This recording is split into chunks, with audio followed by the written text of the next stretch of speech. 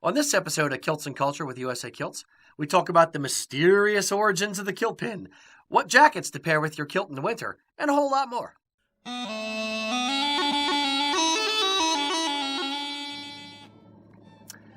Hello, everybody. Howdy. Welcome to USA Kilts and Culture. I'm Rocky. This is Erik. We have Lucas reading the questions, and we're going to get started. So load in your questions in the comments section beside the video, and we'll be happy to answer any questions you guys have for us. Yep. And I got a few here, so I'm going to start us off, as usual. Very good. Okay, Liza was saying to us, my husband wears his clan kilt for events we attend throughout the year.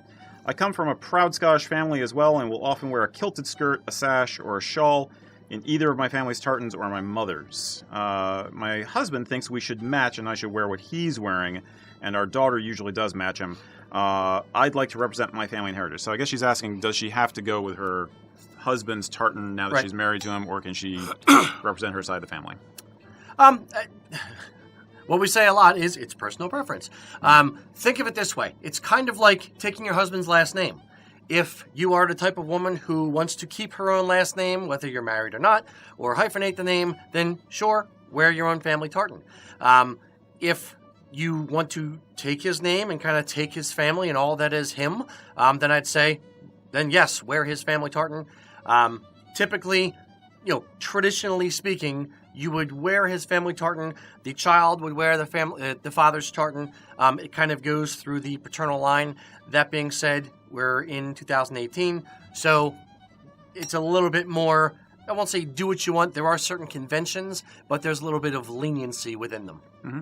Yeah, I concur, and I often bring this up as a reminder that a lot of the traditions we're talking about basically go back to the Victorians, which is a very strict, very patriarchal kind of a society.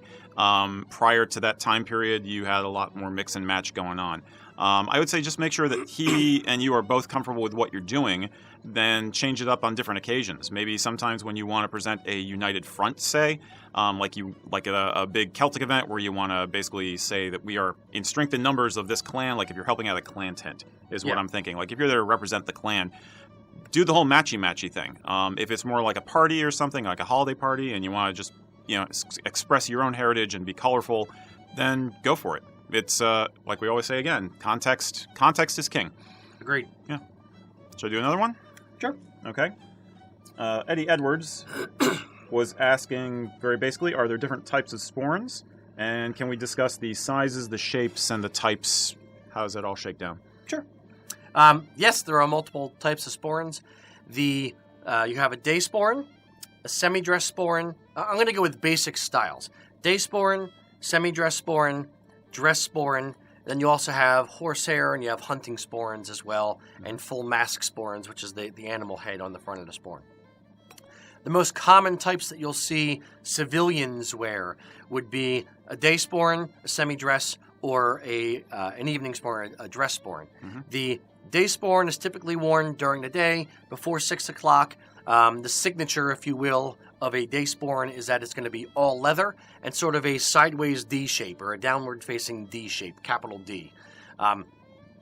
The semi-dress sporran is going to be the same shape, sort of the downward-facing D, with the bottom half being fur and the top flap that actually opens is going to be leather fabric. And then like what Erik has on there. The dress sporran is going to be sort of an oval shape with a metal rim or a metal cantle is what it's called on the top. And that's going to open sort of like a change purse from the top. That is going to be generally full fur. Occasionally they're done in leather, but for the majority of the time they're actually done full fur with the tassels. Hunting sporran is going to be an oval shape and open, like a change purse from the top. And there's going to be some leaves, is what they're called, that are actually sewn or studded to the front of the sporran so it doesn't make any noise when you walk. Right. And then another one for military or for pipe bands is the horsehair sporran. That is the metal cantle on the top again, and it's the long, basically horsehair. It's about 18 or so inches long with generally 2 tassels. You'll often see them white horsehair with 2 black tassels, or the inverse of that with black fur and then white tassels in the front. So, would you say that the capacity of all those types of sporrans is similar? I mean, I find personally that dress sporrans don't feel like they expand out as well or carry as much gear as a day sporran or a semi-dress. Day sporran and semi-dress are mostly the same frame, pretty much. So yeah, they're all about the same size. It also comes down to the maker as well. Yeah. The simple pin day sporran that we carry. Mm-hmm. Is a slightly smaller frame to it, True. But it's a little bit deeper gusset. Mm-hmm. There's a sporran maker in Canada who has a little bit narrower gusset, and by gusset I mean the front of the sporran to the back, like the actual capacity, is generally a little bit smaller. The ones that we have, the gussets are about 2 inches deep, and I'd say there's a little bit of additional capacity in a day sporran versus a dress sporran, simply from the fact that the day sporran, the flap goes over the front, so it can travel a little bit further, if you will. Right. A dress sporran, it's only, the capacity is kind of limited by how tall the gusset goes on the side. And when it pinches closed, the closer pinches shut. It closes pinched at the top, exactly. Yeah, so that's going to limit it limits the depth at the top where the bottom can expand out a little bit more. Okay. So I'm not wrong. No, not by. Okay. They're very, very similar. There's not like, I can fit a couch in my day sporran, but not in my semi-dress. We don't recommend putting a couch in your day sporran. They're going to be similar capacity, not a ton different. Mm-hmm. If you're just carrying your wallet, keys, and a pack of breath mints or smokes or whatever, it's going to be pretty similar. Yeah, and I'm not sure if this question mentioned it, but you typically. I find average stuff that goes into the sporran is exactly that. My wallet, cell phone. I don't have a huge cell phone. I actually chose the size of my cell phone based on whether or not it would fit in my sporran well. And usually some odds and ends, like keys, some gum, stuff like that. Business cards, of course. So, yeah, that's what typically people carry in their sporran. As for other types, there are more hybrids coming out these days, I've noticed. And because the sporran manufacturers, just like the kilt manufacturers and the tartan weavers, want to compete and want to come up with something new and exciting. So you see more hybrid designs coming out or variations on the theme. We're guilty of this ourselves. We actually have some very customized designs that we've done within those categories just to make it more aesthetically different. But you'll see things like a hybrid between a hunting sporran and a day sporran, where it's basically the same flap structure on the top, but it's got the leaves. That's one of my favorites personally. I actually have one of those, which I wear quite often. So it's, but those are the general categories at least. So, yeah. Exactly. Oh, back to the cell phone point for 1 second. Sure. I have a Note 8, and it's pretty tall. It's a larger than average cell phone, and my Note 8 still fits in my day sporran. Mm-hmm. So generally, until you get up to like full-on tablets, for the most part, it'll still fit. If that is a concern and you're looking for a sporran, just email the company you're going to buy the sporran from and ask them, hey, my cell phone is X tall by X wide or Y wide. What is the physical depth of the inside of the sporran? And the company should be able to measure it for you and get back to you on it. In worst case scenario, we have one of our coworkers, Lance, actually, he uses a belt pouch to carry his cell phone because he has a very large phone, and he keeps the rest of his stuff in his sporran normally. So there's more than one way to do it. Yep. Like anything else. Any questions from anybody? Yes.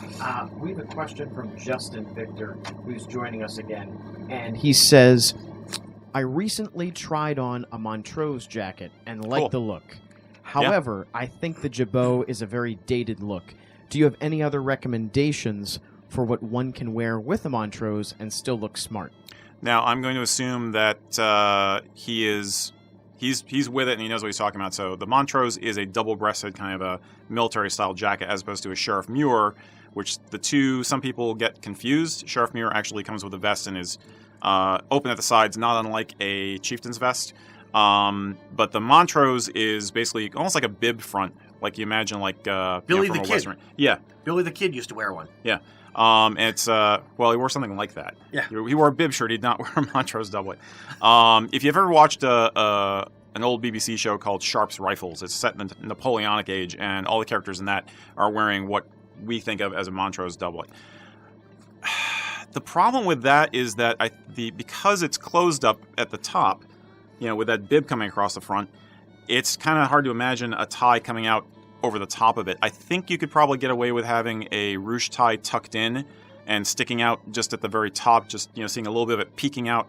above the collar, with the collar, I mean, I'm not sure anything else would really work that well. I would almost rather see you do like a banded collar shirt with an ornament of some kind and have no tie at all than try to make some other tie other than a jabot work with it.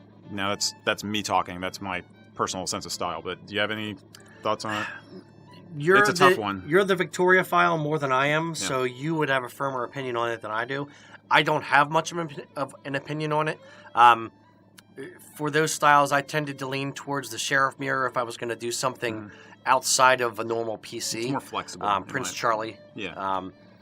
But yeah, I agree with you. Now I'll ask you this question: would no tie with a Montrose look okay? I think, like I said, if it's a banded collar shirt, not a wing collar shirt, but just a banded collar shirt, preferably a taller one, with maybe just a stud button at the top, that could actually probably look kind of cool. Okay. Keep it minimalistic, go minimal. Which the Jabot is kind of the opposite. That's about as frou-frou as you can get, But yeah, depending on how the jacket lays on you, it's a question of how much room you've got at the top to actually have a tie tucked in there and still have enough of it showing to make sense and have it be nice looking without looking awkward. You know what I mean? It's definitely some kind of a standing collar shirt, not a regular turn-down collar dress shirt. That would look very strange with a Montrose, in my opinion. So, yeah, but if you work something out, I would love to see pictures. I think Montroses are cool. I like sheriff mirrors better, but I'm into all that retro styling, and go you for going for it. Absolutely. You know that one? We had a couple comments here that the audio was a little bit choppy and quality was a little blurry. Couple comments that it's improving now. Look at the setting for the audio. Is it on USB? Yep. Okay. Yep. That's just the speaker's side. Okay. Okay. Adam's going to fix this up. So we'll take a 10-second break while Eric and I discuss football or something. Football. Did you see the sports ball game last evening, Eric? Why, yes, I did. Did they score home runs at the footballs? They did. They made many points for the home team, who are better than the other team, who is not our team. They did. Actually, it is getting to be football season. My daughter was just asking me, my son was asking me about why do we call soccer in this country, and he's wondering when the term soccer came in, and is it totally an American thing, or does anybody in any other country call it soccer as opposed to football? Yeah, I know, right? And I said, well, it's a different version, just like, our football is actually built on and was based on rugby, so I have no clue, but... You guys get it fixed? Yeah, I think we're good. I think we're all right. I think it's just stuff that happens. Because if it went on much further, I was going to have to start doing an a cappella version of our theme song. That was really good. Thank you very much. I've been practicing. Do you guys want another question? We absolutely do. Okay. Let's and ask. Well, first, before you ask the question, hey guys listening, let us know if the audio sounds better now that they're monkeying around, or if it still sounds horrible. If it does, we'll fix this and restart. Yeah. Question, now it's more of a video. Mike's telling us that the video is a little pixelated and fuzzy. We can keep going and see if... Yeah. What's the question? Yeah. Question, let me scroll back here. Okay, Ken. Ken is asking, what is the best way to size down a nice kilt if you've lost a considerable amount of weight? Easiest way to do it, it's not that... Well... There's going to be two things. Considerable amount. If considerable amount is 2 or 3 inches, it depends on where you started at. If you started at a 56-inch waist and you lost 3 to 4 inches, that's fine. If you started at 36 and lost 4 inches, it's different. Or 28 and lost 4 inches, that's even less. So it depends on how many inches and what as a percentage of your body that physically is. The easiest way to do it, take it to a local tailor or dry cleaner with tailoring service, and you're going to have them take off the 2 buckles on the right-hand side and move them back. If you lost 2 inches in waist, then move them back 2 inches, take off the strap on the left-hand side, and move that back that goes through the kilt. Move that back 2 inches as well, and that will make the overall kilt 2 inches smaller. Yep. If you've lost 6 or 8 inches, depending on your physical frame, it may be time for a new kilt. If it's really that, drastic of a weight loss, A, congratulations, but B, it's a major, major redo, meaning taking off the apron, removing some pleats, doing a lot of hand sewing on the inside of everything. It really could be a bit more, pricey, almost to the point where, depending on your kilt, it may be just as easy to buy a new kilt. Yeah, it's basically if you're talking about doing major surgery on the kilt, having it deconstructed and reconstructed, it takes a lot of time to do it right. Some people will say they have a kilt that has extra fabric built into it for the purpose. Have you found that makes a big difference in terms of how feasible it is or how easy it is for the kilt maker to adjust, or does that extra fabric, is that more of a selling point than an actual technical advantage from our perspective as makers? A little bit of both. If the extra fabric is for if you get bigger, not if you get smaller. Okay. The extra fabric is generally either in the front apron a little bit and or in the under apron. So they try to give enough for an extra pleat or 2, which is going to add, an inch wide, let's say, 2 inches, or some extra fabric on the fringe side and on the first pleat side of the front apron, so you can actually expand it a little bit. It also is a matter of then you have to take off the waistband. You have to take off all the guts of the kilt. You have to take off the horsehair canvas lining. You have to take out the black innards, the regular lining on the inside of the kilt. Do the adjustment, make it a little bit bigger, and then put it all back together. So it's still a considerable amount of time. There are instances where that makes sense. If it is a custom woven 8-yard kilt and it cost you $1,000, then you wouldn't necessarily mind paying $300 to have your kilt completely rebuilt. If it is a family heirloom, then that's another scenario where you may want to have it rebuilt. But for the most part, it's easier to just buy a new kilt for your new skinnier frame and resell the other kilt on eBay or in a kilt forum or something like that, and then invest that money back into the new kilt. Yeah, definitely check out the Facebook groups. You watch us online, you know that we are active on several, and I highly recommend them as a place to connect with other kilt wearers, and sometimes when you want to sell something, it's a great place to start. You do your eBay listing, and then you post it to places like Brotherhood of the Kilt, Traditional Kilters, Kilted United, Real Men Wear Kilts, those kind of places, and you'll have an audience who are interested in what you got. I find, getting back to the thing about the extra cloth, I feel like that's a holdover from when the overall production of a kilt was probably more costly and you were buying your lifetime kilt. Kind of like, in Europe, you used to have a tradition of you bought a car and then maintained it for the rest of your life. You know what I mean? Like going back to like the 30s and 40s, it's like, this is the kilt. So you wanted it to be more adjustable. Whereas nowadays, I'm assuming costs have come down because there's more mills, there are more makers like us, and there's more, people are more ready to go out and replace rather than try to preserve. Is that fair to say?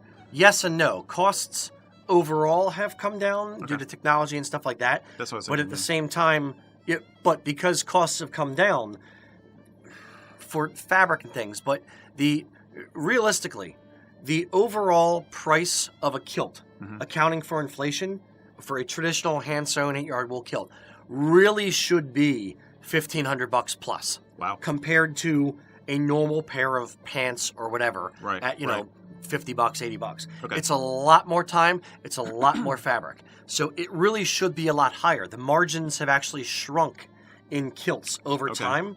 Okay.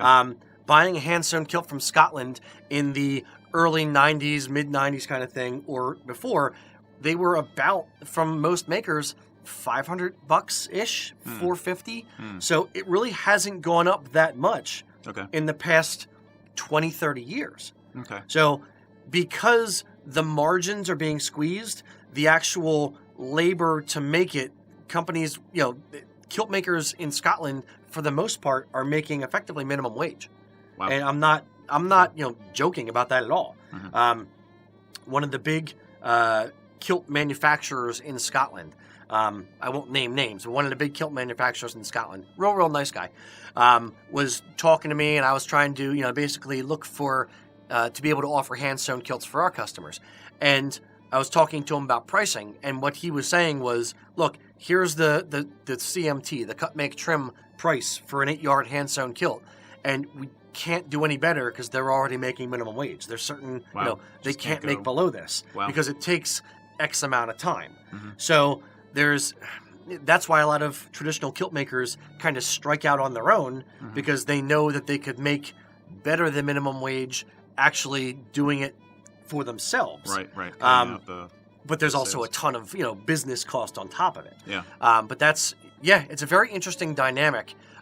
So basically, the price of labor in a kilt is actually a very good chunk of it. So the more labor that's involved, i.e., ripping the whole thing apart and starting it over effectively from scratch with the same fabric, you're paying for undoing an entire kilt carefully and then redoing an entire kilt. So there's not a ton of savings. The cost to Yeah. actually fully adjust a kilt isn't that different It comes from down a to brand the new time. kilt. It's the time and the hourly wage of whoever's Yep. doing the work.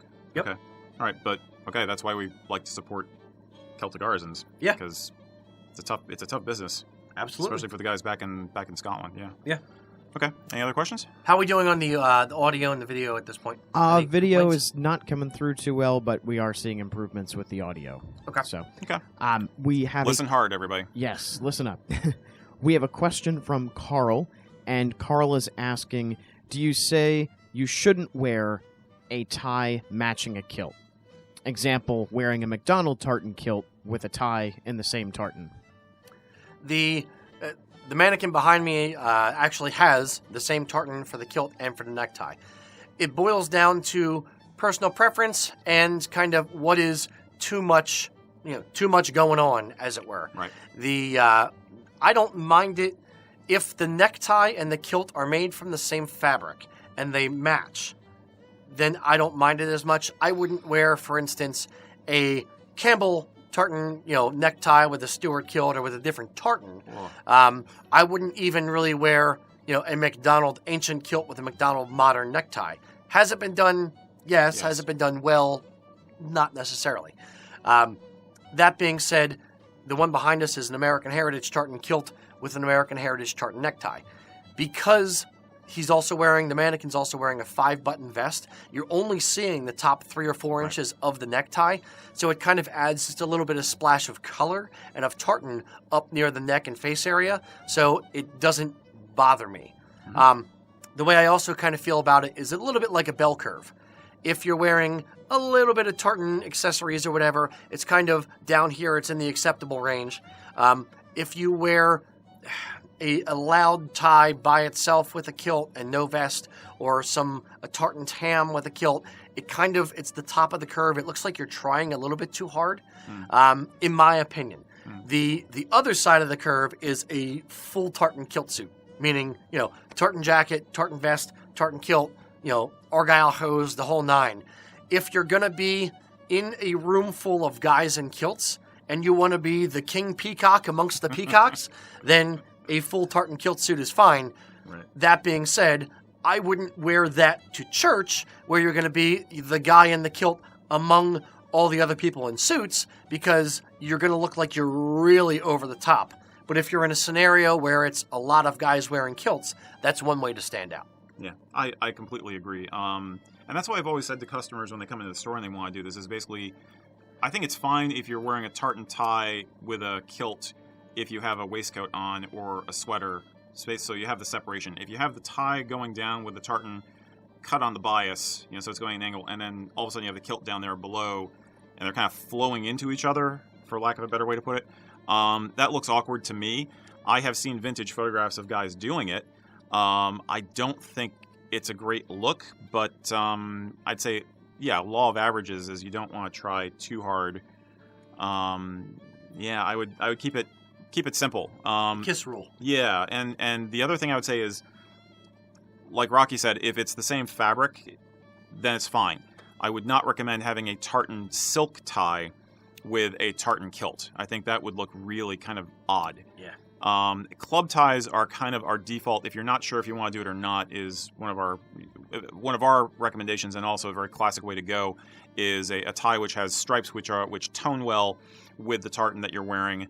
Angular stripes. Yes, angular stripes, not horizontal. That's that's what's referred to as a club tie, right? It's Yes, like where it's at an correct. angle. Yeah, it's like a school tie if you're in the UK. So that's how I would split the difference. Have something in between so you have separation. Absolutely. In a nutshell. Yep. Yeah. Anything else? Yes. Kit was asking us about women wearing kilts, I assume meaning 5 and 8 yard wool kilts as opposed to skirts. And if you guys had any thoughts or comments Somebody on asked that. that earlier, Yeah, I right? think that maybe That- she yeah. may have asked Okay. the On same the- thing. yeah. Hi, Kit. Hi, Kit.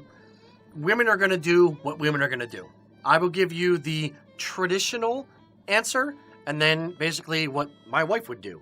The traditional answer is men wear kilts to the knee, women wear kilts above the knee or below the knee.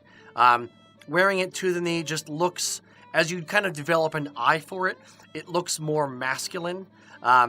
Where wearing a kilt below the knee looks a little bit more matronly, a little bit more feminine, or above the knee definitely looks more feminine. Men wear kilts to the knee. That being said, and women that are bagpipers, here's the exception to that. Women that are bagpipers, they're wearing a kilt more as a uniform than they are as a expression of heritage. Therefore, that's fine. Women that are bagpipers wear the kilt to the knee because the rest of the band is as well. Mhm. Or if you're playing a solo gig, then the people will expect you to show up in a kilt. That being said, my wife would say, and I would say, wear what you want. If you want to wear a kilt, to the knee, do it. And it's, there are no rules. Women are going to do what women are going to do with fashion choices, with clothing. It's much more open to interpretation for what women wear than what men wear. I would say, generally, as a societally speaking and Highland wear speaking. Yeah, I would say if you wear a men's style kilt, to the knee, you're going to have more of an andro look, and it's going to work better for a casual context than if you want to dress up. If you're dressing up for an evening event, then obviously, well, not obviously, in my opinion, I think you're going to want to go for the kilted skirt, something that's a little more flowing. But we do have several women now who wear like a semi-traditional kilt or a lighter 5-yard wool kilt, and they wear it to the knee, just like the men do. It's usually being paired with a more casual top, and sometimes they do kilt hose even. Sometimes they do a sporran.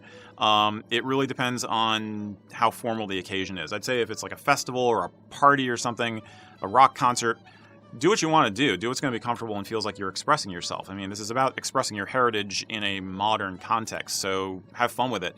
But if it's more formal occasion, I would stick to the fashions which are considered to be more on the feminine side, so that you're cutting a silhouette that is elegant for the occasion. And again, context is king. I'm gonna make a jingle out of that. Just context is king. Context is king. It's just A little dancing icon. yeah, like the Sasquatch I had in the video last time. Yeah, exactly.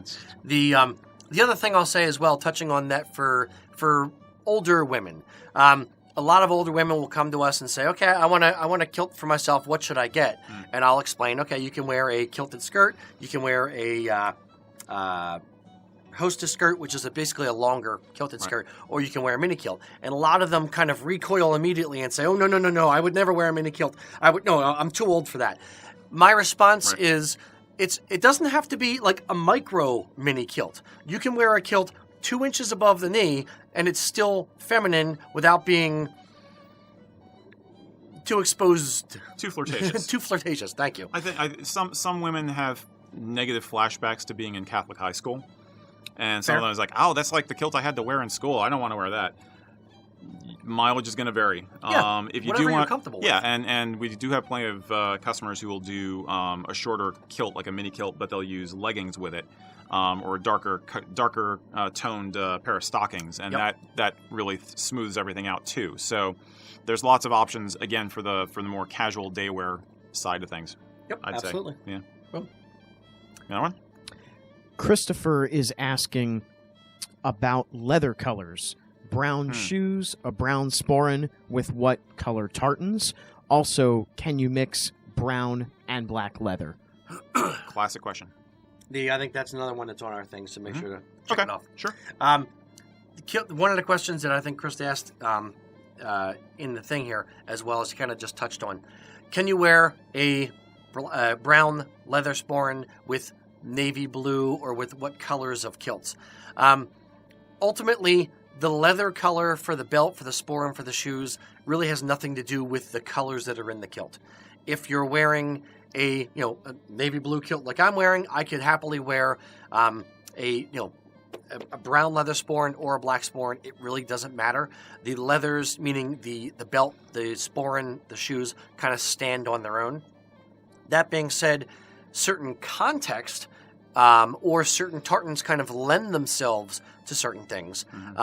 Specifically, weathered tartans, meaning brownish and grayish kind of colors in the tartans, look, in my opinion, great with brown leathers. Yeah. Darker tartans tend to look better with black leathers, although you can happily mix it up. It's not really a big thing either way. Yeah, I'd say the weathered, it has the advantage of looking better with brown, but it'll work fine with black too.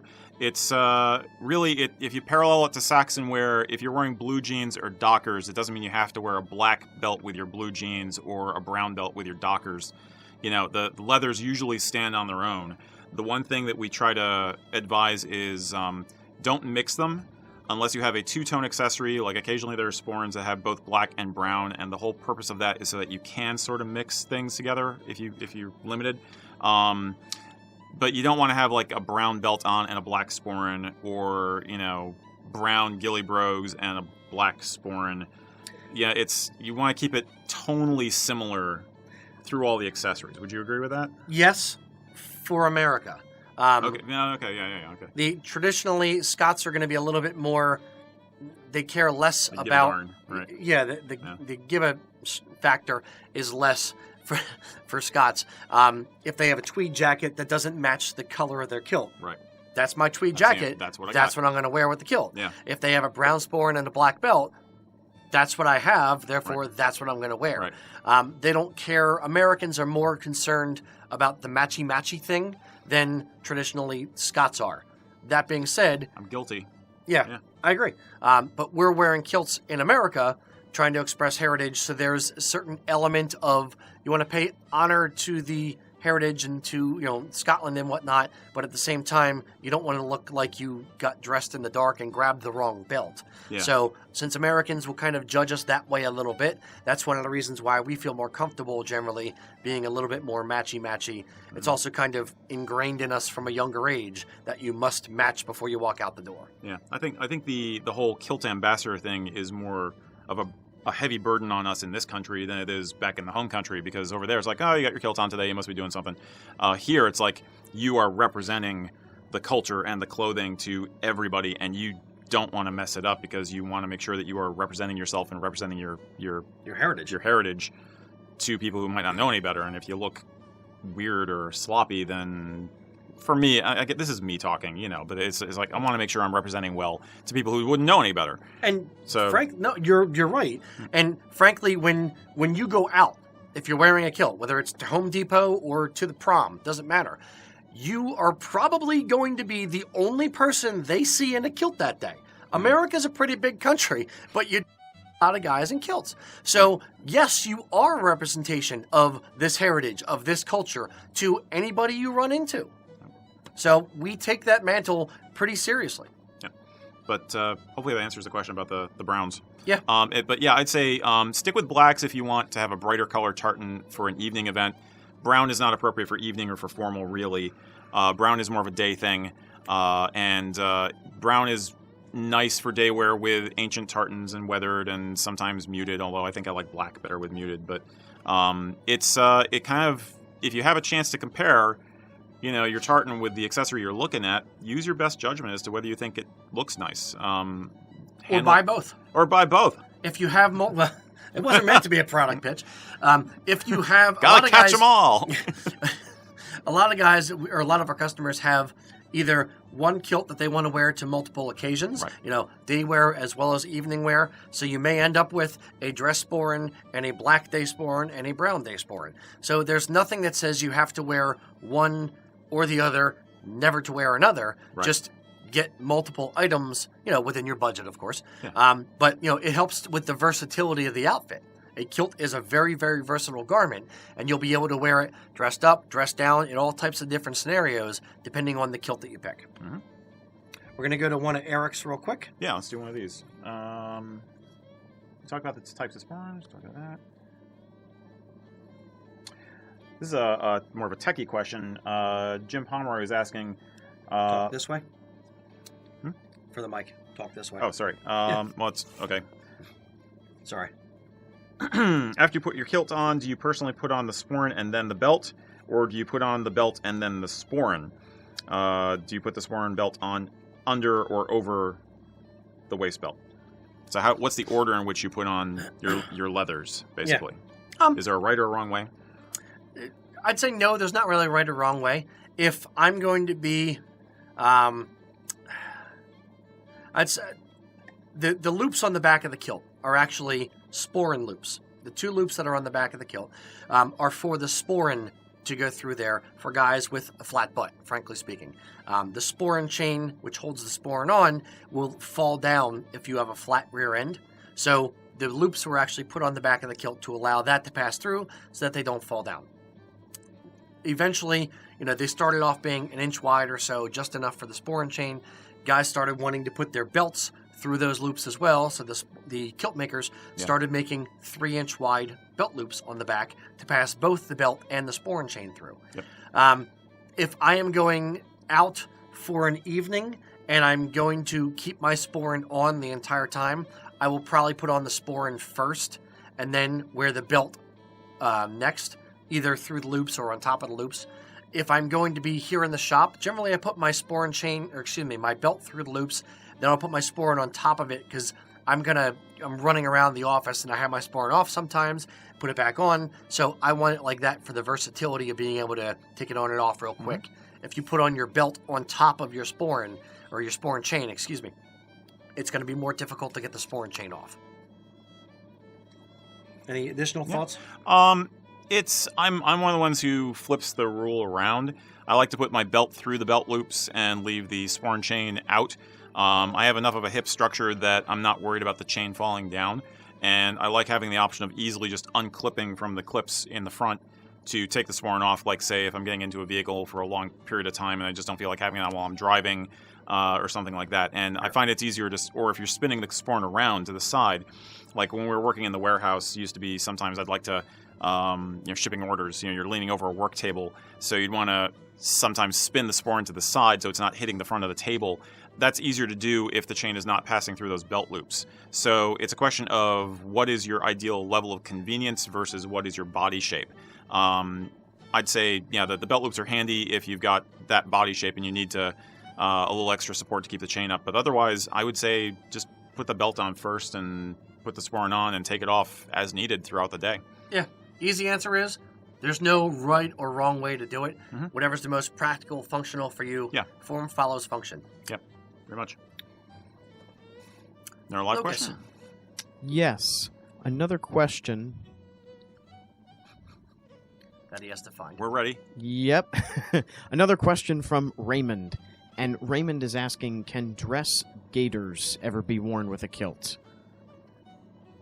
Gaiters, does he mean spats? Yes, that's what he's referring to. And there was a bit of chat about that there, and that seems to be the consensus, spats. Okay, yeah. Spats are generally, or gaiters as they're also known, are generally a military type thing. Mm-hmm. So if you're wearing a horsehair sporran and a doublet and you're going out for a military look, then yes, you could wear spats. But that's effectively, I wouldn't wear it with a dress sporran and ghillie brogues and a Prince Charlie. It would look a little odd to me. And I think that in case you're referring to Victorian formal wear type spats, which are the more short, like the kid leather, white spats that were very popular late 19th through the early 20th century. Yeah, they're pretty sharp looking with a tuxedo, and there are plenty of spats that look cool with a Victorian style suit. But with ghillie brogues and the kilt hose, you're kind of covering up half the point of those laces on the brogues and the kilt hose being there. It just looks kind of awkward. So I wouldn't really recommend it.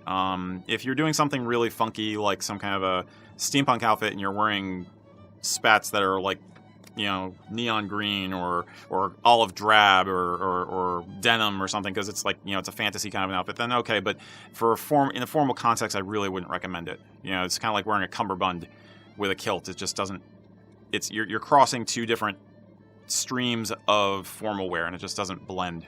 I want to know whose fantasy includes neon green spats. Whoever caffeinated me today, basically. It all just comes random synapse firing. You another one there, Lucas, or should I do one? Yes, I have another one for you, Eric. Me? Chris is asking.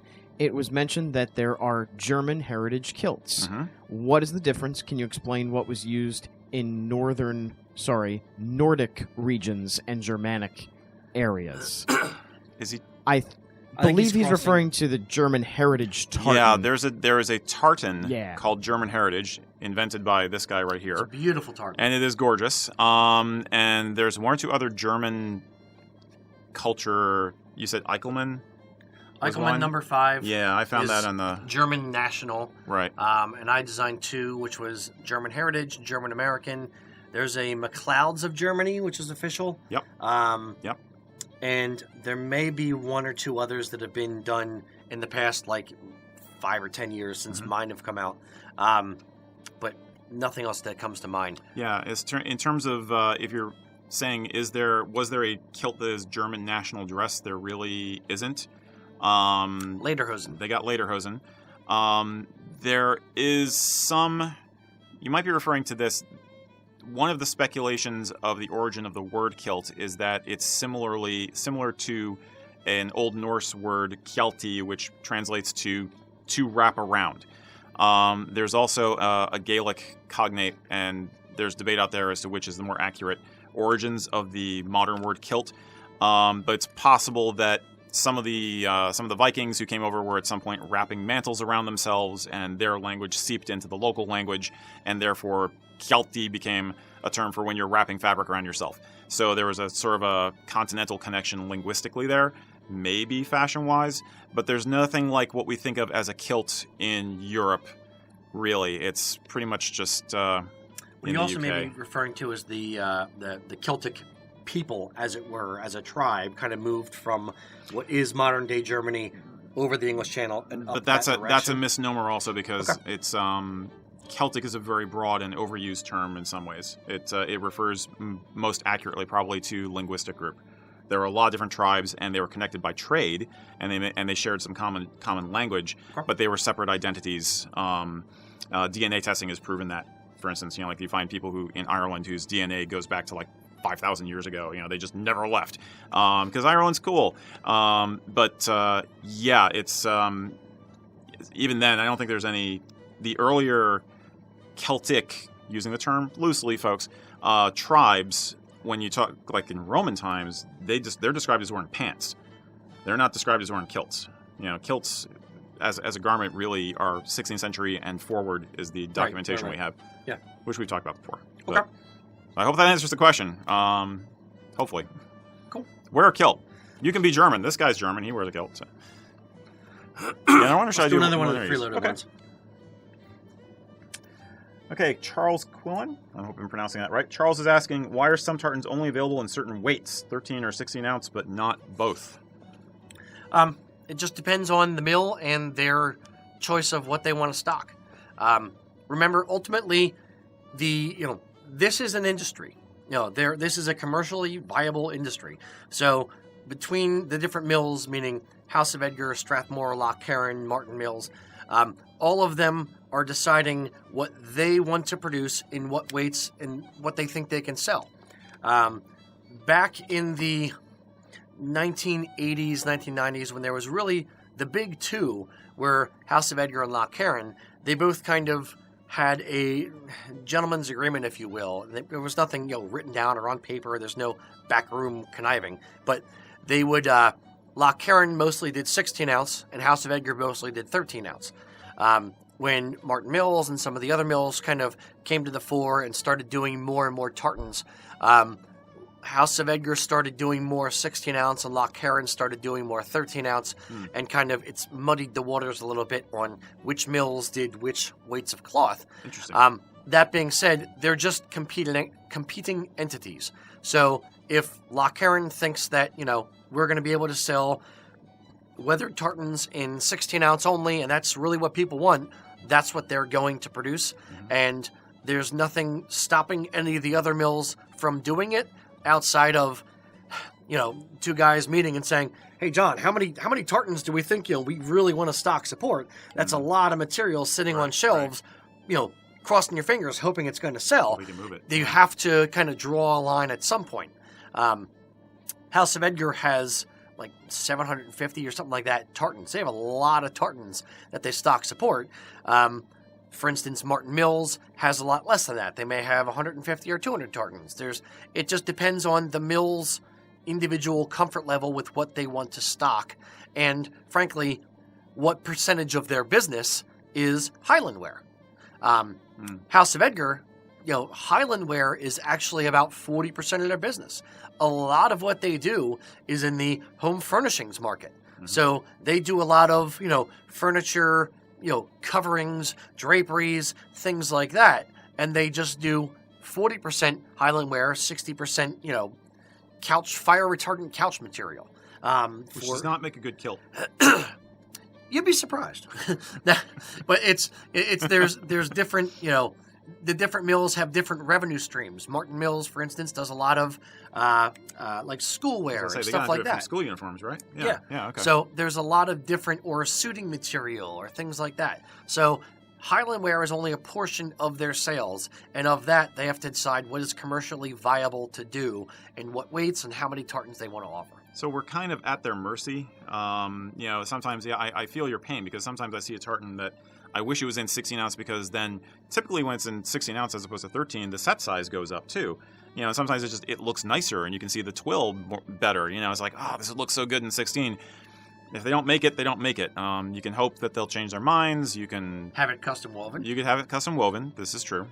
And for bigger names, McDonald, Stewart, Campbell, there's generally a lot more choices, because the mills will see that as a good option to stock in multiple weights. Yep. For like McDonald of Ardshiel, or a small, name, or a smaller name, less populated name, generally you're going to have less options. Unfortunately, you're kind of, again, stuck with what they're offering you, or you can custom weave it, but you're talking a lot of money. Yeah. That's cool. Yep. Next one. Question on headwear. Firstly, Eric, you got a compliment on your Mariner's hat. Thank you. Very nice. Thank you. Neil is asking, I have a diced Glengarry. I want another style hat. Where can I find an inexpensive tam o'shanter?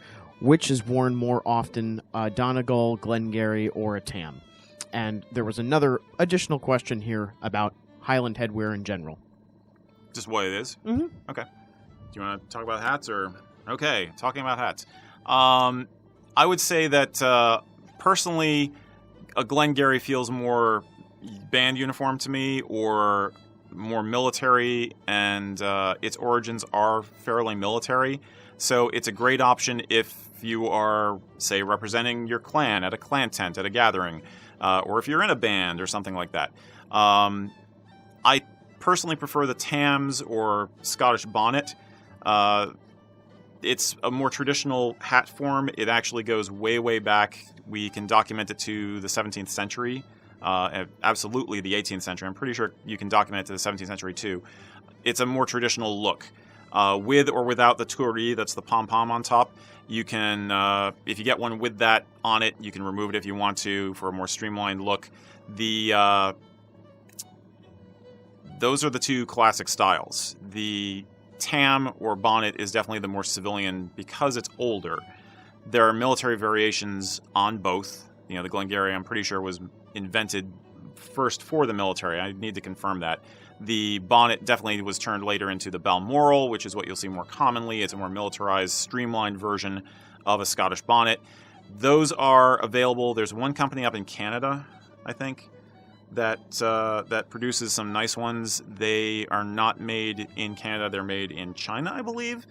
Robert Mackey Robert Mackey? Robert yes, Mackey Robert is a Mackey good- is the good. Yes, Yeah. that's the plus. Robert Mackey is the last Balmoral / Glengarry maker, Yep. I believe, to actually physically produce them in Scotland. So Mhm. Robert Mackey is a good one to look at. Yeah, thank you. They're So- expensive, but they're good to look at. Yeah, so I think there's a cheaper one in Canada, and then there's there's Mackey, which is really the plus A+ ultra good lifetime type hat.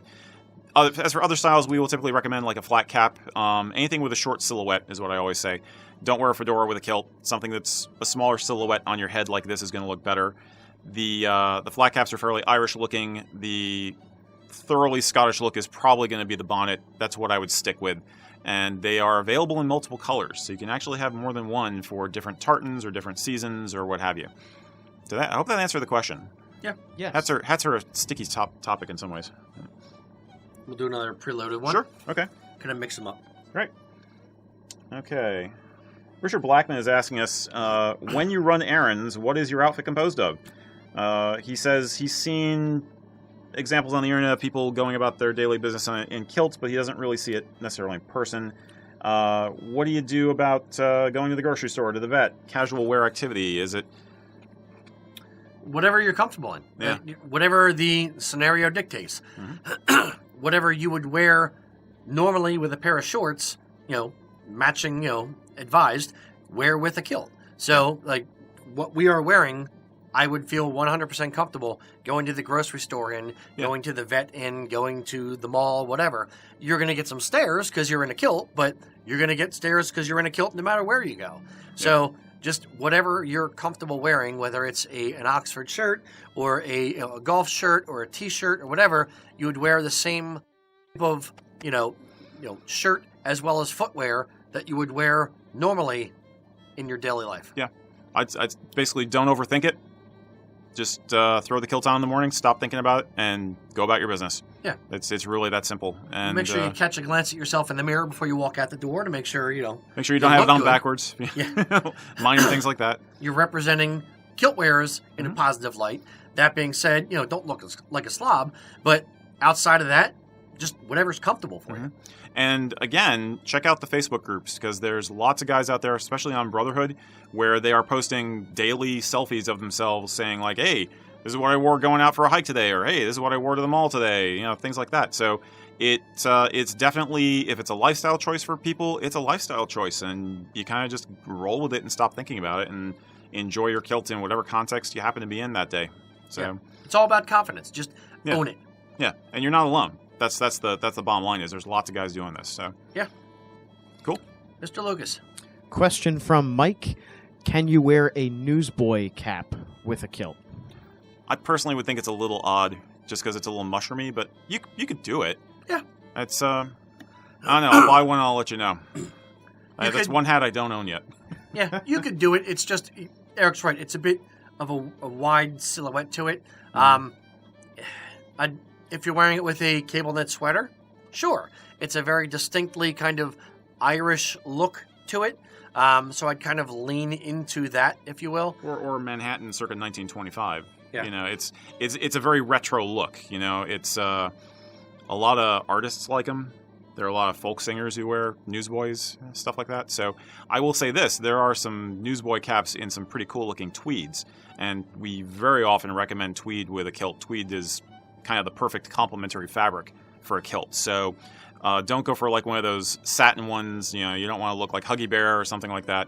But a newsboy cap in a nice sedate tweed, it should work. It should work. I just try it on with your kilt first before you go out.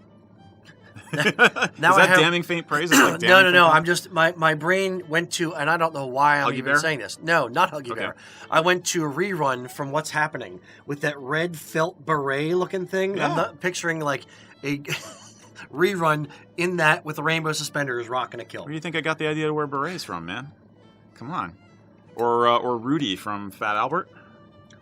But he was from that 70s era too, so he totally about the. Now I'm thinking Mushmouth with the hat down to here and the holes in it. I do not recommend the Mushmouth hat with a kilt. All right. We were very silly today. Yes. Mr. Lucas. An extremely important question Good, from we need Neil. one. Do you watch Outlander?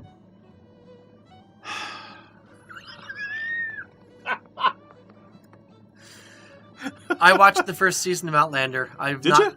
Yeah, I did. Oh, okay. I've not. All right. I'm not up to current Outlander times. Frankly speaking, my TV consumption has been down. So I've watched some of it. I will admit I do not know everything that is going on in the Outlander universe. I will say, that, forgive me, everybody out there, but we haven't gotten into it yet, and by we I mean my wife and I. We don't do a lot of TV watching either, and right now our only TV jag is Miss Fisher's Mysteries on Netflix. Now, when that's done, when we've exhausted all those episodes, we've been thinking we'd, start up with Outlander. I've been meaning to watch it at the very least because I have it on very good authority, and from clips I've seen, that the costuming is really dead on. Absolutely. So, and I have a huge amount of respect for the people who worked on the costuming for that, and the props and everything. It is a rarity when the media gets this stuff right, and when they do, got to give them props. So, we'll try and watch Outlander, and we'll make it a personal challenge or something. Some of the Just don't, no spoilers. You've seen the first season, no spoilers. Some of the people who actually make the costumes make our jackets. Oh yeah. Yep. Really? Yep. Cool. They did a lot of the costume for Outlander. Fascinating. Yeah. Okay. I will say that I do watch a lot of Rescue Bots and a lot of Transformers. Yep. Yeah. Okay. And other 4-year-old stuff that my 4-year-old watches. But that's about the extent of my television coverage. Yeah, Bob's Burgers. He loves Bob's Burgers, too. Bob's Burgers is awesome. That is a great show. Yeah, in my house it's Bob's Burgers and Voltron and other anime that my daughter is into. Nice. So, yeah. Well. Very good. Random. And Conan the Barbarian. Mr. Lucas. All right. We'll ask you an actually important question now. Sure. Carl is asking us, when he's not wearing wool, but he's wearing a polyviscose kilt, Okay. should he say that it's still a Scottish kilt, or should he say it's an imitation to save money? I wouldn't say either. I'd say it's a kilt, period. Yeah. It doesn't matter what it's made from. Whether it's made from wool, whether it's made from acrylic, whether it's made from polyviscose, doesn't matter whether we made it. It doesn't matter whether Scotland made it. It doesn't matter whether Pakistan made it. It's still a kilt. So ultimately, just tell them it's a kilt. Period. The fabric, if they inquire about where did you get it, or what's the fabric, what's it made from, what tartan is that, then you can go into it a little bit more. But I wouldn't feel the need to explain myself at all. That may just be my personality as well. But I wouldn't feel the need to explain myself other than, yep, I'm wearing a kilt. It sounds like you're a little concerned about offending somebody. The point is, if you are wearing it with respect, if you are representing your heritage in a dignified manner, it should not matter what the material of the kilt is. You know your history, you know your clan history, you know the tartan, and you got the rest of your kit worked out well. Hey, this is me, this is what I'm doing, basically based on the circumstances, either my finances or the weather or whatever. This is my kilt, this is who I am, and I'm going to wear it proudly. And if you're talking about from a heritage standpoint or a Scottish standpoint, it's worth pointing out that while wool is the de facto material for making a kilt, there are historical examples of kilts made out of other things. There are silk kilts in the museums. So there's tweed. Yeah, there are there's tweed a lot kilts. Of different things. Yeah, tweed is wool, but it's fair. Don't let someone's sense of what they think is the proper convention prevent you from being a sincere student and doing things to the best of your ability. Is what I'm going to say. How's that? Fair. So that's my serious answer for the day. I've got one in now, so now I can go back to being a goofball. But now, seriously, just own it and be dignified, and don't let the bastards get you down. And do the best you can. I mean, right. Everybody has a budget. Everyone knows, they're comfortable spending a certain amount on this. You don't want to mortgage your house to be able to put together a full outfit. That being said, wear it the best that you can. Educate yourself. Doing these kind of Q&As with us is a good way to educate yourself. Watch YouTube videos. Learn everything that you can. As Erik said, be a good student. And the better of a student you are, the more educated and the better you're going to represent yourself and represent your heritage. Yeah. And that's what we're all about doing is, paying homage to the heritage, representing it properly and as good as you can within your budget. Yeah. I think you can make a fair dissimilarity type comparison between contemporary utility kilts that have some tartan in them and traditional kilts. So, but I'm assuming what you're talking about is a traditionally cut, traditionally designed kilt that is 100% tartan, not tartan insets on a black utility kilt or something like that. It's in that case, yeah, that's a fashion garment that is designed for a modern aesthetic. But what you're doing, it's a traditionally cut kilt, and you're wearing it in a traditional manner. It just happens to be a different fabric. That shouldn't really matter. This is it's 2018, so we can do things. They actually, just touching briefly on something else, they were trying to pass this is several years back, they were trying to pass a protection thing, sort of like champagne. To be called champagne, it has to be grapes from a certain area of France or whatever. They were trying to pass the same kind of thing to say either kilt or Scottish kilt. And the question that I always had with it, an earnest question, was where do you stop it? Is it that the kilt has to be made in Scotland? Does the fabric have to be Scottish woven? Do the sheep in the wool for the fabric have to be Scottish raised sheep, or can they be New Zealand? Is it have to be a hand sewn kilt, or can it be machine sewn? Must it be 8 yards, or can it be 5 yards? Like the simplest dictionary definition of what is a kilt is a pleated skirt worn by a man to the knee. Yeah. Period. So nowhere in there does it say it must be wool, it must be woven in Scotland, it must be tailored in Scotland. None of that. I've seen very, very high quality kilts made in the U.S., made in Canada, made in Germany, and I've seen very low quality kilts made in Scotland. Yeah. So it's all about the individual making the kilt and the quality of the fabric to what makes a kilt. Sorry, that's a bit of a tangent. I'll just, to finish it off, I'll just say that I can understand the impetus for wanting to do something like that because the industry is under such pressure, especially in the UK, that I can understand why someone would get the idea that maybe they should try to do that. When you consider the pressure on them from imports from overseas, from Asia and stuff. Yes. I totally get where they're coming from. I'm not sure it's the best way to go about doing it, but yeah, I understand. Yeah. You want one, Lucas, or should I do one? Yes. A question from Bruce. This is a terminology question. Bruce is asking, what is the difference between a belt and a kilt strap? Kilt strap. In our terms? So, yeah, I think that's what he's getting at when we talk about the straps on a kilt versus belts. A belt is the physical belt, 2 1/4 inch, that goes around your entire waist, and it's affixed with a kilt belt buckle. It is a different animal from a jeans belt buckle. It connects in a different way. It's a separate garment. It's a belt. Yeah, it's a separate thing. A kilt strap is an 1 1/4 to 1.5 inches wide strap of leather, generally 7 inches overall, about 5 inches showing of leather that is actually sewn onto the kilt. Right. And then there's a buckle sewn onto the kilt, and that is what physically closes to close the kilt. Versus a kilt belt, you can actually take off and hang up separately. The kilt straps and kilt buckles that are attached to the kilt are sewn onto the kilt. Mm-hmm. That being said, way back when, original kilts did not necessarily have the straps. Right. They closed until the industry kind of settled on leather straps and buckles to close the kilt. A lot of kilts were closed with little eyelets, kind of similar to that you find on the back of a bra, or little like hook kind of closures. Some of them didn't have any closure at all. It was physically you just wrap the belt around and you just put it around you like a bath towel, and the belt held it closed. Or ribbons. Yeah, or ribbons is another one. I was just talking with Mac about this the other day, that actually even up into the 1950s, a lot of the standard issue kilts for the British military just had ribbons, or your service belt, your duty belt held the kilt on. There were no straps and buckles. So, yeah, things change, technology changes, and remember the belt is optional. You don't have to wear it for every occasion.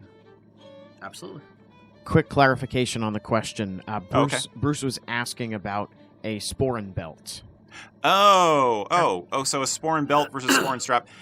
Sometimes people call it a belt. It is basically, and it looks like a skinny little belt, like you imagine a belt you'd give to your toddler or schoolgirl, to go around. It's a very, very skinny belt with a buckle, but it's a strap for holding on the sporran as an alternative to the chain, which is more common nowadays, but is actually the more recent invention. Straps are older than chains. Yep. But and we've talked about this, I think, before, but essentially it's personal preference as to which one you like the feel of or the aesthetic of. better. Sometimes a strap is more flexible, I guess. Like just literally more flexible because the leather flexes and shapes and stuff. You as can opposed to a chain. The strap is going to be a little bit more flexible in the fact that you can spin it to the side, and basically on the back of a sporran there is a little leather pass through, and the sporran chain is held on to the back of the sporran. The sporran strap just goes straight through that pass through, and you can physically spin your sporran around on that. It's just a different way to affix your sporran to your body than a sporran chain or than sporran hangers. A kilt belt is a 2 1/4 inch wide belt that wraps around the kilt itself and helps hold the kilt on. The sporran strap is meant to basically dangle the sporran in front of you over your mandits. Yep. Dangles in front of your danglies. Yeah, exactly. Hopefully that helps. Sorry, Bruce. Eric, we'll read another one. Okay. I'm going to do one here. Jacob Wade was asking us, what is the history behind the Irish saffron kilt? And you want me to do this one? As our resident historian? I am not an expert on Irish history. Preface that. Caveat. And there's a long answer to this and there's a short answer to this. The short answer is that the Gaelic revival of the late 19th century, which led to the Irish independence movement and things like the Anglo-Irish War in the 1920s, all that history. One of the aspects that came out of it was certain movers and shakers in the movements wanting to differentiate themselves from anything English. The Gaelic Athletics Association was formed, for instance, to try and promote Irish sports instead of playing cricket or rugby or polo. They didn't want anything to do with it. And similarly, at the same time, they started thinking about, well, we should have a national dress. We should come up with something that is wholly Irish and is not associated with the English oppressors, the overlords of the country. So there were a couple of different ideas on how to do that. The most noted person whose name you might recognize involved in this was Patrick Pearse, who was the founder of St. Enda's, the boys' school. He, at one point, thought that he had seen a museum display of some 17th or 18th century clothing of an Irish make and an Irish cut, and it included trews, which are very close-fitting, very tight-fitting pants. And he thought, wow, trews in a jacket like this, like I saw in this museum, that'd be a great Irish national dress. That'll look great. And a friend thankfully talked him out of it before he actually went and had a set made for himself. There's this big gala event he was going to attend, and he thought, this is what I'll wear to this thing. And his friend said, no, you should probably do something that's going to look a little less cartoony. And in my opinion, said his friend, the trews are not going to translate well to modern fashion, whereas maybe other things would work better. Hey, what about a kilt? And so he was one of them, and a few other people who I think predated him, Irish lords actually, Irish people who had been educated in England, like at Oxford and stuff, who had become Irish nationalists, decided that they would take the Scottish kilt and wear that. And again, they were trying to do a throwback to ancient Irish dress originally and copy this thing called the lena, which is basically a large tunic which reaches down to the knees and has very full sleeves.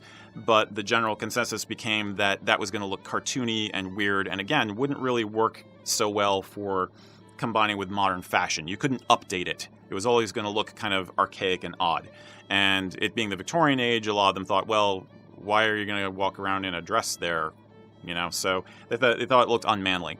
So again, it felt like the natural thing to do was to copy the Scottish kilt, which had been continually evolving and developing on its own over the past 100 years or so at that point. And so they thought, let's combine the best aspect that we can of the ancient Irish dress, which is the color. Lena were traditionally what we refer to now as saffron. Nobody's completely sure as to how brown versus how yellow it was, but they knew it was this kind of a mustardy color generally. Let's do that because it was the ancient color of the kings, quote unquote. We can do a Kelly green, and we could also do a solid blue for St. Patrick, which was his original ecclesiastical color. So those three colors became what was used, and the saffron kilts kind of took off on their own on a parallel path to the nationalists because some pipers started using it, and then sometime just I and then going onward and upward through World War I and through World War II, Irish pipe bands attached to Irish regiments of the British Army started using it as a standard uniform. So if you look at a classic military pipe band from an Irish regiment, and I can't remember the names of any off the top of my head right now, but if you look at them, if you look images of them, they'll be wearing a saffron kilt and a green doublet and this cape thing, which I'm forgetting, I think it's called a bag or something like that. That became an invention of a uniform that could be updated but still harken back to something ancient. Okay, so that's basically it. All Irish kilting goes back to the nationalists around the turn of the 19th century, 19th to 20th century, and it's evolved a lot since then. You have a lot more options now since the Ulster tartan came out in the 1960s, and then Tara came out around then too, and then the county tartans and everything came out in the 90s, right? Yep, so mid-90s. It's kind of exploded in the past 20, 25, 30 now years, but that's how the saffron kilt got started. They wanted to go in a different direction from tartan, so they were being different from the Scots as well as from the English. It's always gotten mixed reviews. There were a lot of nationalists who thought it was a silly idea. There were also lots of people who thought it was a great idea. It's mostly, in Ireland itself, it's mostly been preserved as a piping tradition, not a civilian tradition like it is in Scotland. But it's a classic option if you want to go with an Irish heritage look. Hopefully that's a good answer. If that didn't explain it well enough, I do recommend the article on this topic on scottishtartans.org. That's Matt Newsom's website. And he has a really good write-up, including quotes from various people I've mentioned. And there's one quote from a kid who was actually at St. Enda's, and he hated it. Not all of the students were into it. They really weren't. As far as they were concerned, it was a dumb-looking school uniform, and they wanted nothing to do with it. So it's school, you know. So They're the ones starting the tradition. I can understand being pensive when, hey guys, get in this dress and have your schoolmates and all the other kids in your neighborhood hate you. That's what the kid's talking about. Yeah, it's like you had to get used to other kids in Dublin laughing at him for wearing this thing. So, but you got to start somewhere. Yep. So. Every tradition is a new tradition at some point. Right. Absolutely. Mr. Lucas. Question from Marissa. Marissa is asking us, do women need to wear a kilt pin, or is it just decorative if they choose to wear one? Kilt pin's decorative, period. I mean, nobody needs to wear a kilt pin. Correct. It helps a little bit with wind. It helps weight down the edge of your the front apron.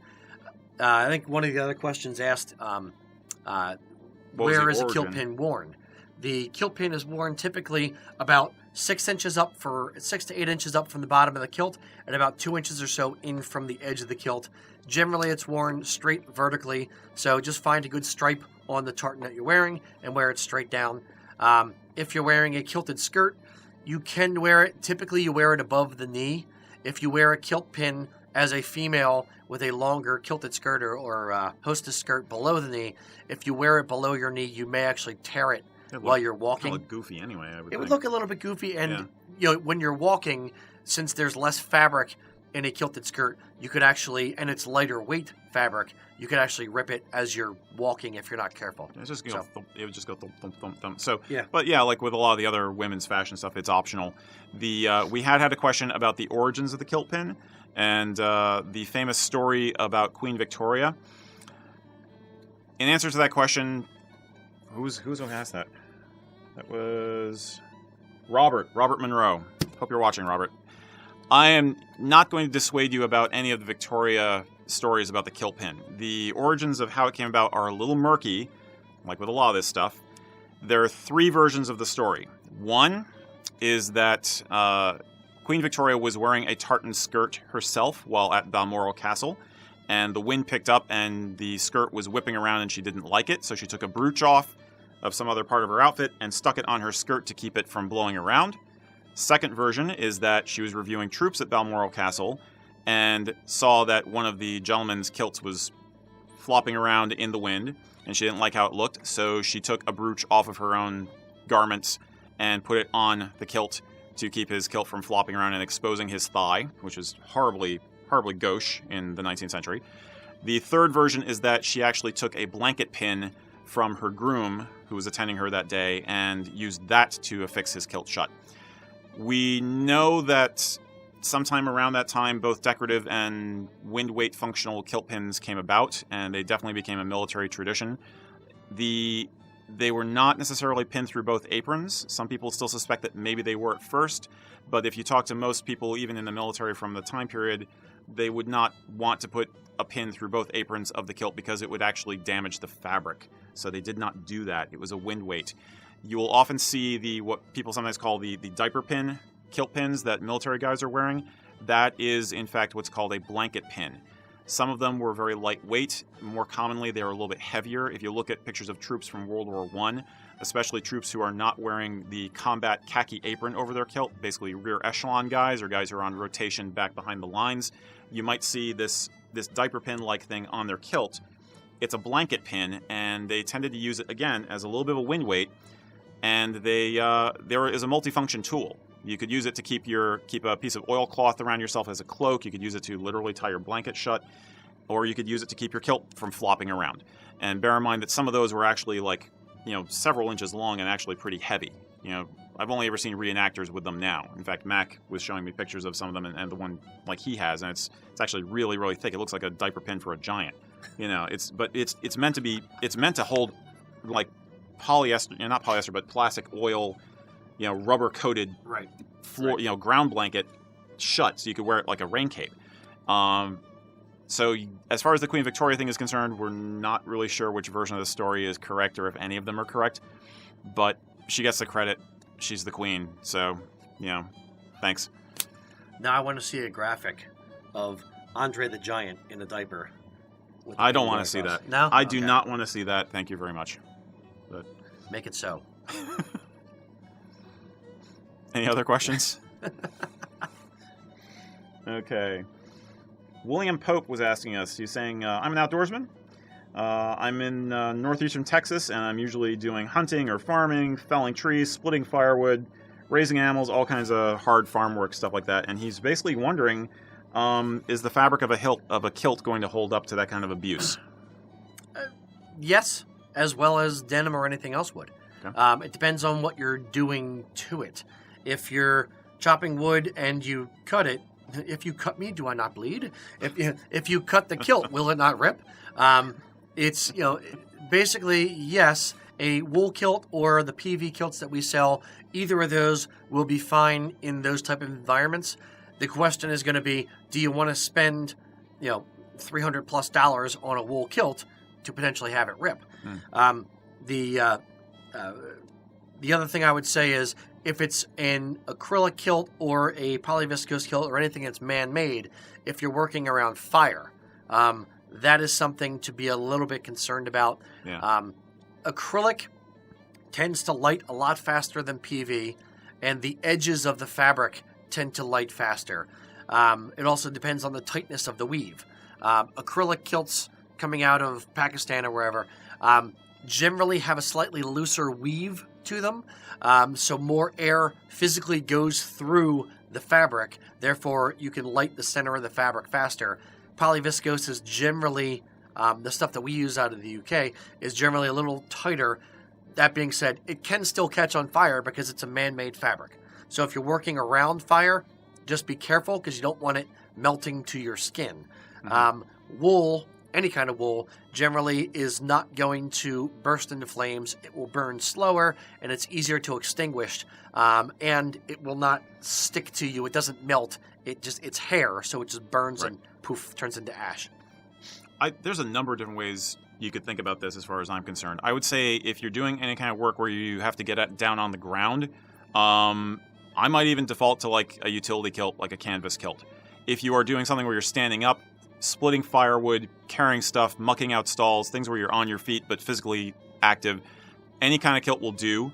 If it's cool out or if it's raining out, go with the wool, because wool will stay warm and comfortable, and it breathes, and it will even stay warm even when it's wet, and it's also fire retardant, naturally fire retardant, like you said.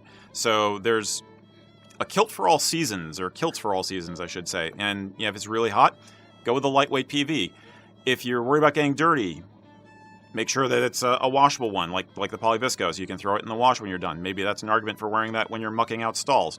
But if you're in the woods or hunting or something like that, anything goes. I've known lots of guys who do modern hunting or bow hunting or traditional hunting, like black powder hunting, and they'll wear all kinds of different kilts. I would start with the basics and decide what works best for the context. If you just want to get one kilt, I would probably go with a PV as an all-around good option. But, yeah. If it's good enough for the troops in World War I in the trenches, it's good enough for you. Yeah, basically. Absolutely. That being said, there's a reason why they wore a canvas cover over top of their kilts a lot of times. Right. Yeah. Yeah. Okay. Next Anything else, question, Eric? Lucas? Yeah. Okay. This is a little bit related. Richard Blackman was asking us, this is about modesty and fit with the kilt. What would you wear if you work as a maintenance person? Like, for instance, in an apartment maintenance, going up ladders, lying on the floor, having to crawl under sinks. What do you do to keep your modesty when you're wearing a kilt? Underwear. Okay. If you're practicality, if you are in a kilt going up a ladder, wear underwear. That being said, there's certain utility kilt brands like Utility who had I believe they still have it on some models, a modesty snap, which basically snaps the front or the under apron to the back, the center back pleat. Mm-hmm. That being said, for a traditional kilt, if you wanted to put a little, sew a little piece of Velcro to your under apron and to the center back pleat on the inside, you could do that. That being said, if you don't have it connected, you have to worry a little bit about the scratchy Velcro, by your dangly bits, as it were. You don't want to, scratch the back of your leg or anything else with the scratchy side of the Velcro. Yeah. Yeah, I honestly, I'd just go with the bike shorts. Yeah, if you know you're going to be up on a ladder or down, underneath the car or something like that, you may want to wear shorts just to, maintain your modesty, or, again, bike shorts underneath the kilt or something like that. Yeah, and honestly, having done it once or twice, I can tell you can get the underwear off even if you're wearing boots. So you could even just throw it on when you're done doing that job that you want to cool off. Like you're on your way, you go back out to the truck and take the underwear off. Just use it as needed for the occasion.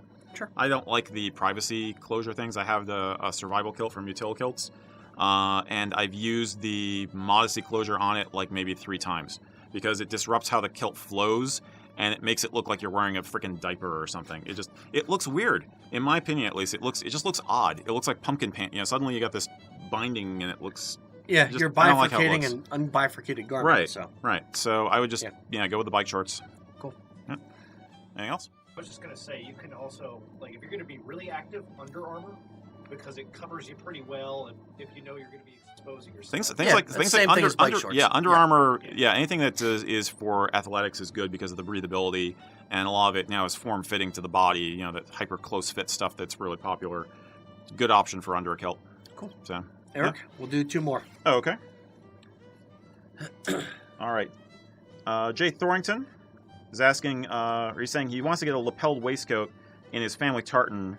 And on our website, it asks if we are wearing it, if he's going to be wearing it with kilts or pants. Why does that matter? What makes a difference between whether you're wearing a waistcoat with pants or a kilt? A kilt is worn above your belly button.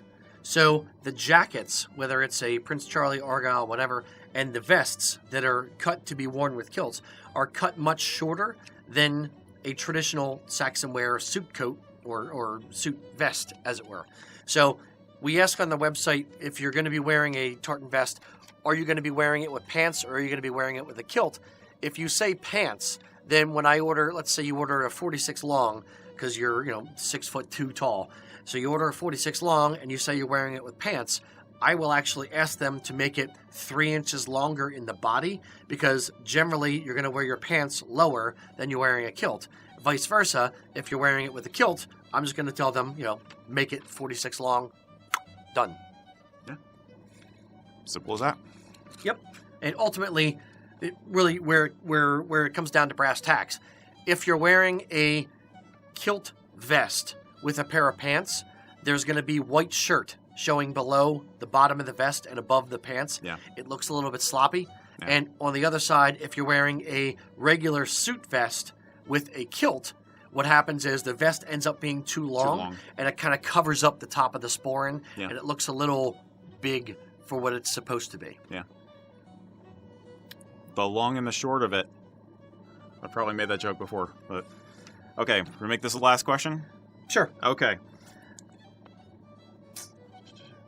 Brian Taylor was asking us about good options for outerwear in the Northeast since winter is coming up. Winter is coming. Winter is coming, yeah.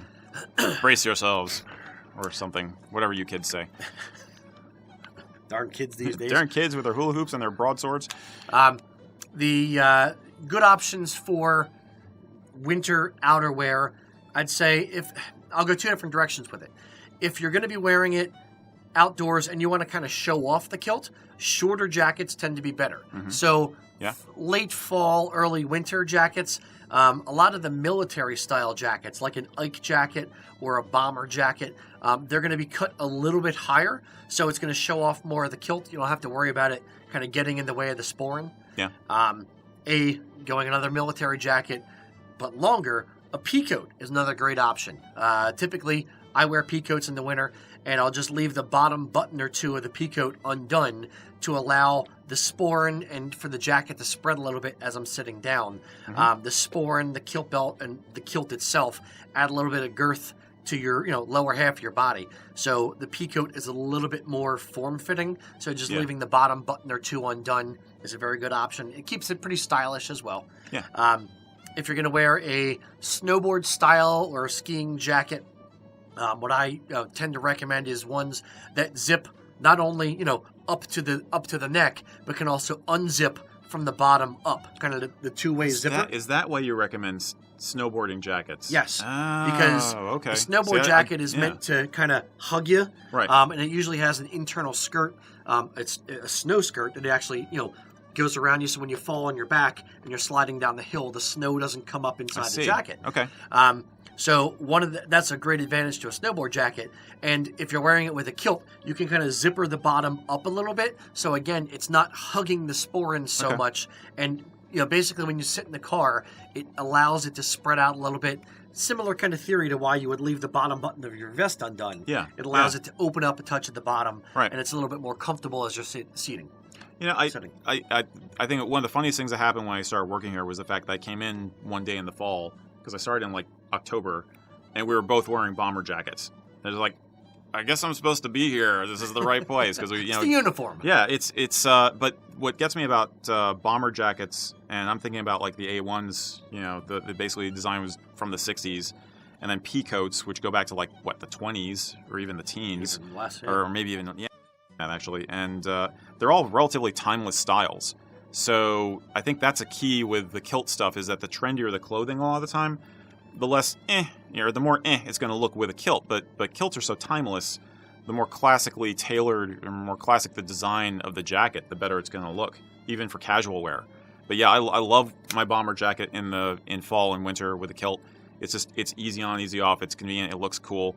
The peacoat, you've worn the peacoat, and that looks good too.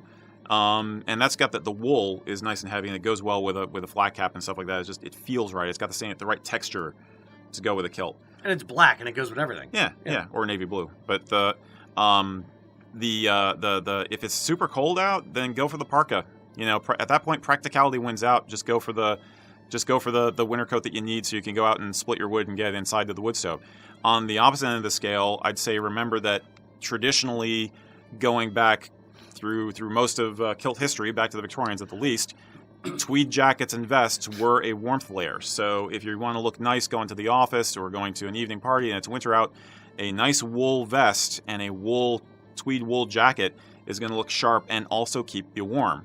So that's, if you want to dress up a little bit, take it up a notch, that's a really great way to go.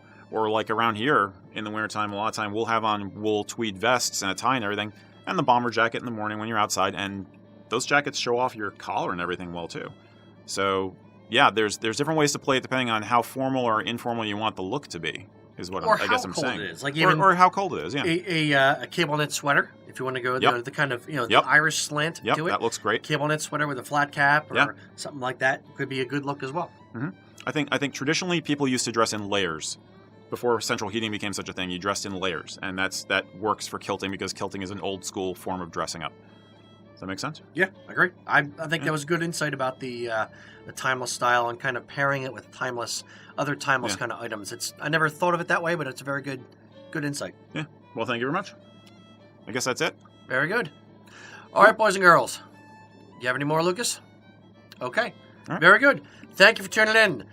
We do this the first Friday of every single month, so please tune in next month for Kilts and Culture. If you have any questions, drop us an email, sales@usakilts.com. We'll be happy to answer your questions on air. So until next time, Slán Jabot. Nice guy. Slán Jabot.